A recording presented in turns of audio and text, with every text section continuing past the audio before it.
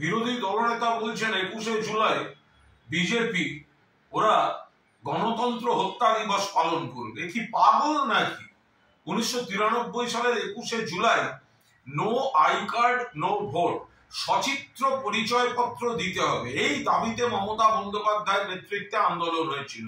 CPM সরকার যেখানে লাঠি চালিয়ে গুলি চালিয়ে 13 জন শহীদ, মোট 14 জনের মৃত্যু, একজনের নাম জানা যায়।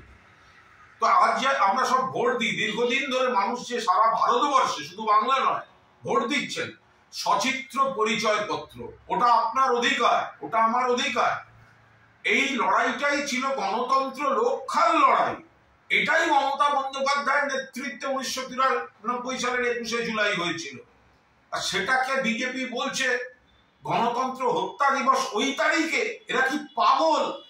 এরা বিজেপি দলটাকে এমনি তুলে এনেছে।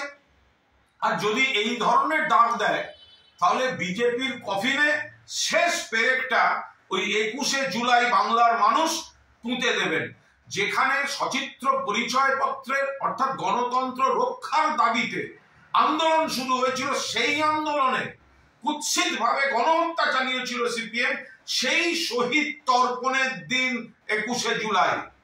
আর সেখানে এনারা এই কুৎসা করছেন বিজেপির কফিনে শেষ পেরেক 21শে জুলাই ওনারা নিজেরাই মাপতে চলেছেন, বাকিটা বাংলার মানুষ মেরে দেবে।